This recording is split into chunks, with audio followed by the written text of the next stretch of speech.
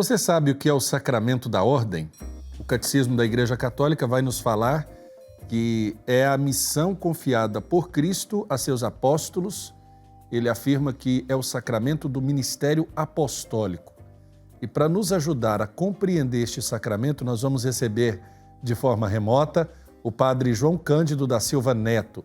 Ele é assessor da Comissão Episcopal Pastoral para os Ministérios Ordenados e a Vida Consagrada, da Comissão Episcopal Pastoral para os Bispos Eméritos da CNBB. Padre, eu disse tudo certo? Boa tarde, Padre Wellington. Boa tarde. Está certa a referência, padre? Sim, sim. Tá certo. Assessor de duas comissões da CNBB, né? Ah, sim. A Comissão para os Ministérios Ordenados e a Vida Consagrada e a Comissão Especial para os Bispos Eméritos. Certo. Padre, eu queria começar então para introduzir o nosso tema da entrevista, perguntando para o senhor o que é, como nós poderíamos definir o sacramento da ordem. Então, boa tarde a você, Padre Wellington, boa tarde a todos que nos assistem neste programa Pai Eterno. O sacramento da ordem é um dos 7 sacramentos da Igreja, né? Nós temos batismo, crisma, eucaristia, sacramento da penitência, da unção dos enfermos, o sacramento do matrimônio e também o sacramento da ordem. E como você acabou de lembrar, o Catecismo da Igreja Católica vai dizer que o sacramento da ordem é a continuação da missão que Jesus confiou aos seus apóstolos. Então, é o sacramento do ministério apostólico. Este sacramento compreende 3 graus, né? Temos o episcopado, o presbiterado e o diaconato. Então, temos os bispos, a ordem dos bispos, a ordem dos padres e a ordem dos diáconos.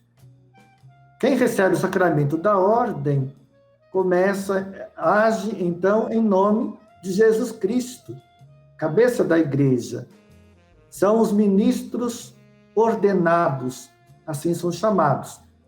Diáconos, padres, bispos, são os ministros ordenados, aqueles que recebem o sacramento da ordem para agir em nome de Jesus, o bom pastor da Igreja.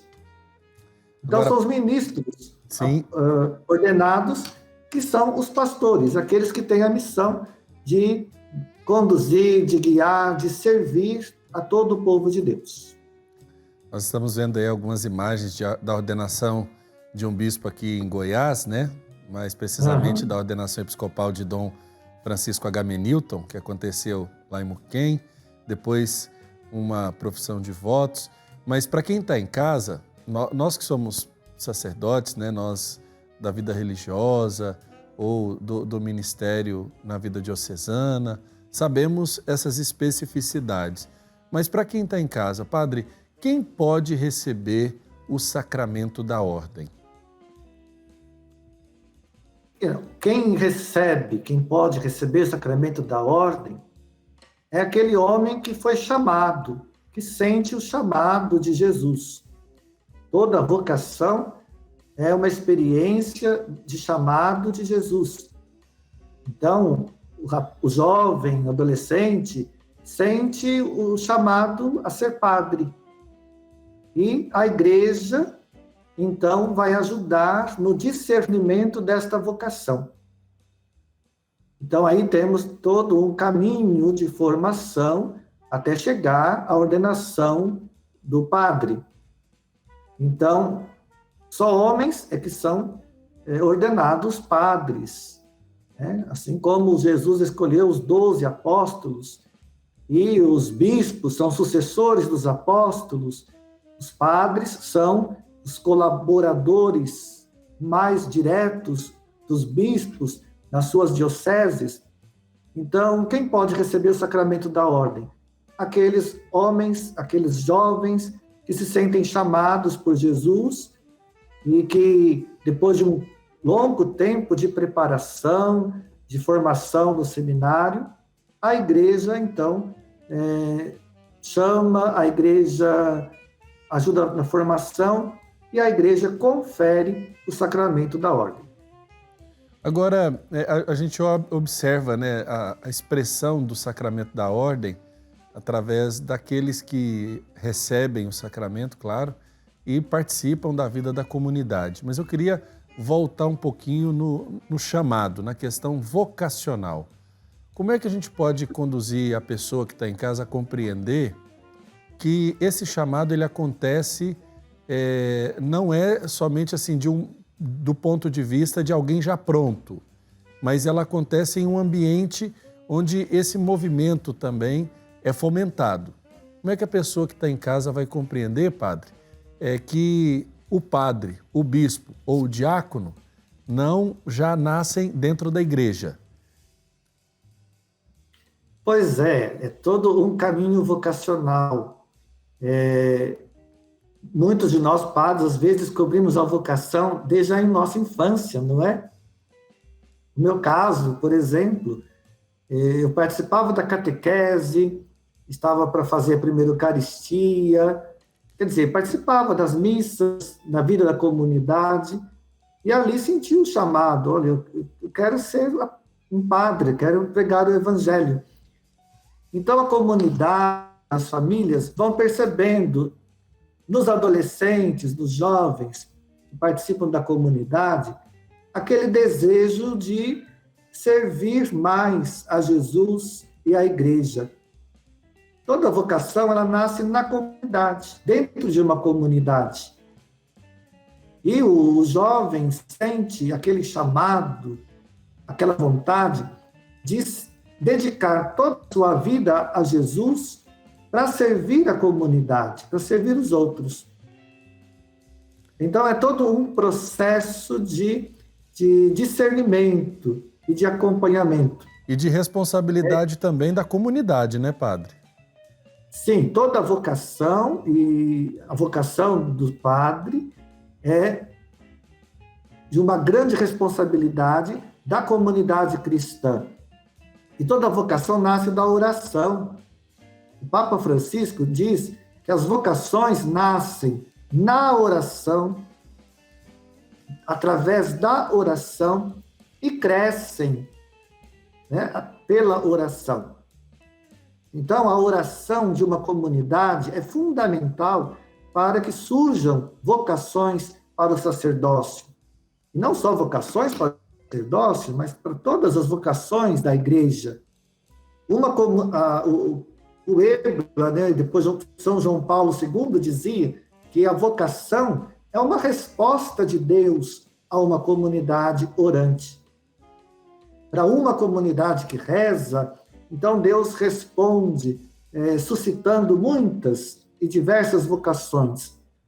E aqui no nosso tema, como estamos falando do sacramento da ordem, é importante toda a comunidade, quando percebe que um adolescente, um jovem, diz, eu gostaria de ser padre, aí a importância da comunidade de incentivar, de encorajar, de rezar, né, para que aquele adolescente, aquele jovem, possa ir discernindo a sua vocação, possa ser direcionado a um seminário e ali fazer todo o seu caminho de formação para o sacerdócio.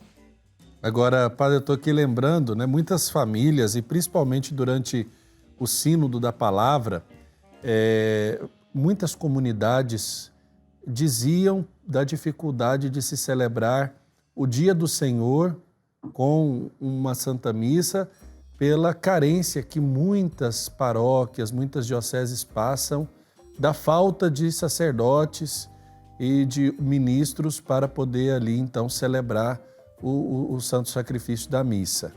Eu chamo a atenção para isso porque a minha pergunta vai na direção assim, o senhor tem uma palavra para a gente poder observar como está hoje no Brasil essa questão da atuação dos ministros ordenados no nosso território? Uma pergunta, claro, a gente já sabe que não, mas tem padre para todas as paróquias e comunidades? É um grande desafio, não é? Há alguns anos atrás, eu recordo que no Brasil, aos domingos, havia 70 mil celebrações da palavra. Isso significa que umas 70 mil comunidades, né, sem padre, não, né? Sem padre. E temos em muitos lugares quantos padres que celebram mais de 5 missas, até 10 missas, Nossa, num domingo, para atender as comunidades. Então, graças a Deus também que nós temos muitos diáconos permanentes que celebram a palavra nas comunidades, catequistas, né, leigos e leigas, que presidem a celebração da palavra. Mas nós temos essa realidade no Brasil, em regiões do Nordeste, no Amazonas, muitas comunidades, muitas paróquias sem padres. Mas nós temos também esta ajuda entre as dioceses. Era justamente aí que eu queria perguntar, padre. O senhor que está lá na CNBB, o senhor deve também acompanhar o projeto de igrejas irmãs. Como é que isso acontece e de que forma isso tem mostrado seus frutos? Há um projeto já antigo, né, de igrejas irmãs, que, aliás, precisa ser renovado e fortalecido. Mas nós temos várias dioceses que têm um bom número de padres que auxiliam alguma diocese um pouco mais carente de vocações e até de recursos materiais, financeiros para a evangelização. Então, as dioceses que têm mais padres ajudam, socorrem outras dioceses. A diocese da qual eu sou padre diocese de São João da Boa Vista, interior de São Paulo. Graças a Deus nós temos um clero bom, numeroso, e nós temos mais de 30 padres, né, fora da diocese, ajudando em outras tantas dioceses. Quantos, padre? Mais uns 30 padres. Olha, a serviço de outras dioceses, não é? Então, nós, sim, esse trabalho de comunhão e de solidariedade entre várias dioceses. Mas a carência ainda é grande, né? O Brasil é muito grande, temos dioceses muito extensas territorialmente e ainda faltam vocações. No agora, Brasil, padre, sim? Nós temos, em média, de 25 mil padres no Brasil. Né?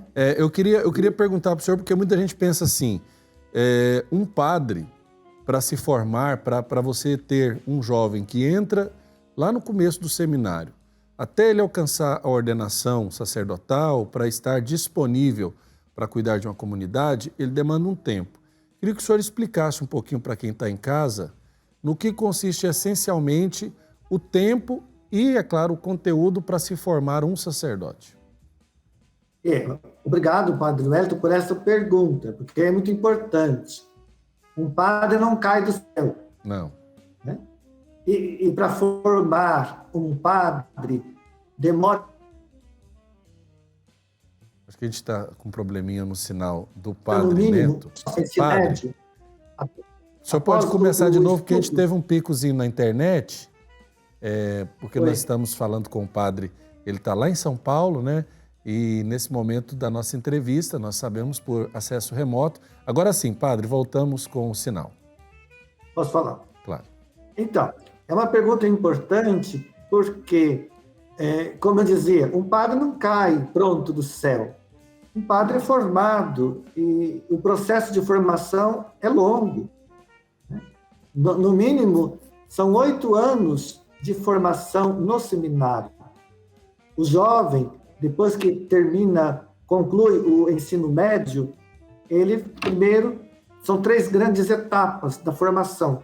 Temos a etapa do propedêutico, é um ano e pouco, essa etapa do propedêutico, a iniciação, a vida de oração, a vida da comunidade. Depois nós temos a etapa do discipulado, né, que compreende aí 3 anos de estudos da filosofia, e depois a etapa da configuração, que compreende os 4 anos de estudos da teologia. Então, são, no mínimo, 8 anos de caminhada, né? E nós temos essas 2 etapas muito importantes, né? A etapa do discipulado e a etapa da configuração. São 2 coisas que exprimem, que mostram a identidade e também a missão do padre, já desde o tempo do seminário, né? O padre é um verdadeiro discípulo de Jesus, e sempre discípulo. E um discipulado que forma o padre a ser pastor. Por isso, todo o tempo do seminário é uma verdadeira escola do Evangelho.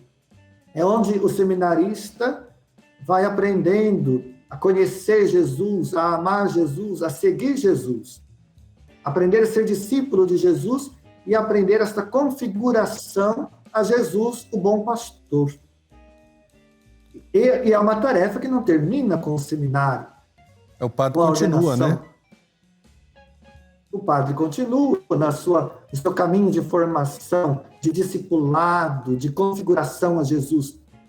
É no exercício do nosso ministério de padre, no dia a dia, no serviço com a comunidade, é que nós padres vamos fazendo a experiência de ser sempre discípulos de Jesus a caminho.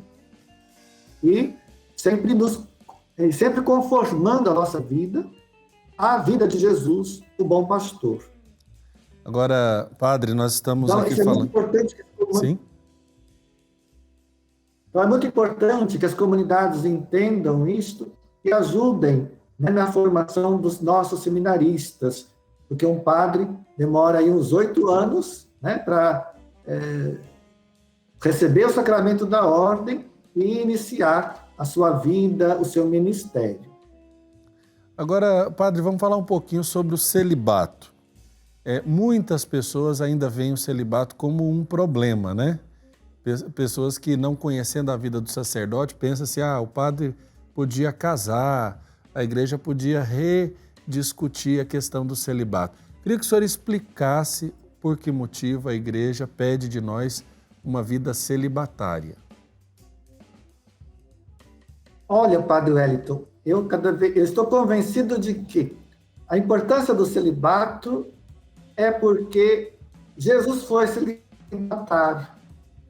Eu acho que nós, padres, queremos seguir Jesus em tudo, né? A vida do padre deve ser um segmento radical de Jesus Cristo. Conformar a sua vida à vida e à missão de Jesus. E Jesus foi totalmente consagrado à sua missão, para fazer a vontade do Pai e está inteiramente a serviço das pessoas, do povo. Jesus quis uma vida celibatária. Assim, também o padre abraça o celibato como uma vocação. Além da vocação ao sacerdócio, o padre também sente a vocação do celibato. Quer dizer, deixa de constituir uma família, deixa de contrair um matrimônio para poder viver totalmente para Jesus Cristo. Numa comunhão íntima, total, profunda com Jesus e com a igreja, a comunidade. Com o celibato, o padre mostra que está totalmente livre para viver para Deus e para viver para a igreja, para servir a comunidade. Então, o padre, vivendo assim o celibato, abraçando o celibato, por amor a Jesus e por causa do reino de Deus, vai encontrar a verdadeira alegria, porque a sua alegria está em ser de Deus a serviço dos irmãos. É claro que o padre precisa se preparar para viver o celibato, né? Porque o padre, antes de mais nada, é ser humano, é um homem, e por isso precisa, para viver bem o celibato, ter experiências muito positivas, boas, de amizade com as pessoas. Porque o padre também tem os seus afetos, seus sentimentos. Daí a importância de viver uma relação de amizade com Jesus, de amizade com as pessoas e uma vida totalmente dedicada à missão. Então, o celibato não é um problema para a igreja, não é? O celibato é um dom de Deus para aqueles que querem ser padres e viver como padres, nesta inteira disposição, disponibilidade para amar e servir. Padre João, esses dias, quando nós estávamos falando sobre o tema do celibato, eu me lembro bem que um padre já idoso chegou e disse assim, mas as pessoas às vezes pedem tanto para acabar com o celibato, para o padre casar, e vocês nunca viram um padre ou um grupo de padres se movimentar para poder pedir o fim do celibato, porque na liberdade do celibato nós conseguimos ser mais missionários e servir ainda mais o povo de Deus. Sim. E o celibato, eu acho que também é exatamente isso, tem essa função, né? Que o padre não se ocupe com as coisas próprias de um homem casado, de um pai de família, que tem todas as suas responsabilidades, que é tão bonita a vocação ao matrimônio, a vocação da família, né? Mas o padre, ele precisa viver inteiramente para a sua missão. Então, o celibato ajuda o padre na vivência da sua vocação e na vivência da sua missão. Tá certo. Padre João Cândido da Silva Neto, assessor de comissões da CNBB, né, da Comissão para os Ministérios Ordenados e também para os bispos eméritos. Muito obrigado pela participação do senhor aqui no programa Pai Eterno.